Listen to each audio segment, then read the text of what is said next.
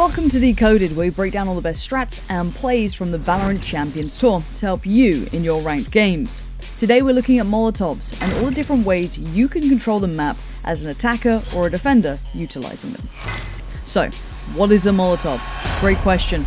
A molly is the ability that creates a temporary area of hazard on the ground. This includes Brimstone's Incendiary, Phoenix's Hot Hands, Viper's Snakebite, or Killjoy's Nano Swarm. Most mollies cause damage to any player that stands inside of the area of effect, but there are some exceptions. For example, Sage's Slow Orb acts like a molly, but instead of dealing damage, it causes a movement speed reduction.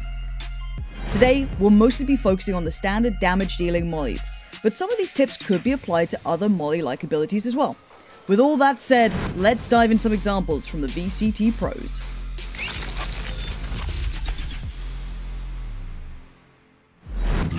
The most obvious use for a molly is blocking off an enemy's pathway.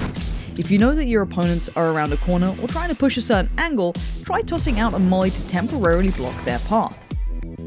This could force a rotation or stall their approach long enough for you to get to a more favourable position on the map. Take a look at how Asuna uses his molly here.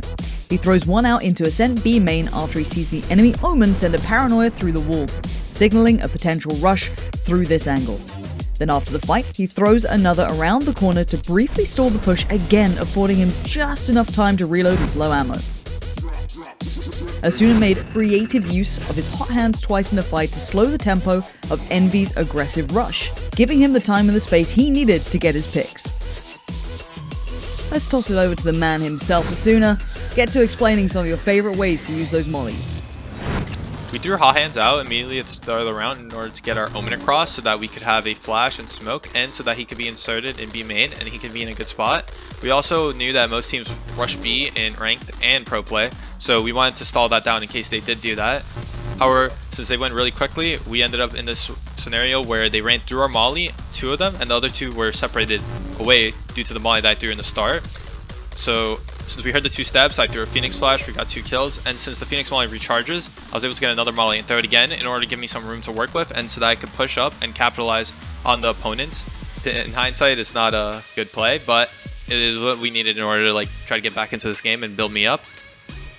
The best tip I can give to a duelist player trying to learn how to use their utility properly and better is knowing when to use it. You should know when you want to molly off short A on Haven and fight long A. You want to know what spot you want to molly and tell your teammates that you're mollying this certain spot so that they don't clear it.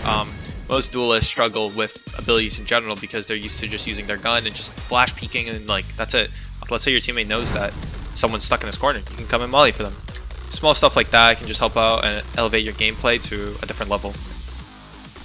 Another great use for mollies is catching your opponents off guard by hiding them inside a smoke. If you place your molly directly inside or just behind a smoke, you can make it impossible for players to see until they push through the smoke, at which point they already have taken a good chunk of damage. It's important to try and hide the molly as much as possible so that it doesn't peek out from the edges of the smoke, otherwise your opponents might notice before they push in. If you're playing an agent like Killjoy, who has a molly but not a smoke, try to coordinate with one of your teammates to pull it off. As an attacker, mollies are a key tool to help you clutch out your post-plant fights. After the spike is planted, you can put a molly on top of it to block defenders from getting close enough to defuse.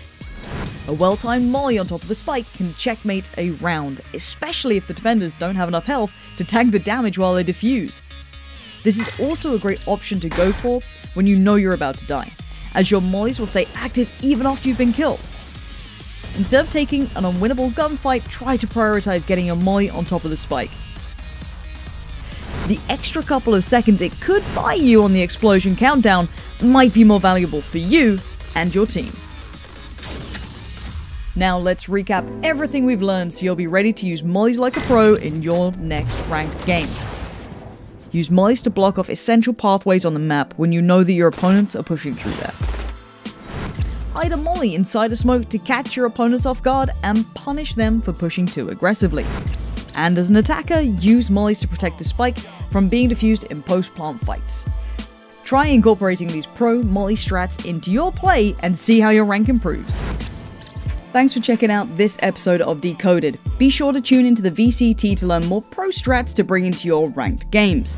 For upcoming matches, schedules, all the goodies, head over to ValorantEsports.com to get all that info you may need. We'll see you next time, hopefully, for more tips and tricks direct from the VCT pros.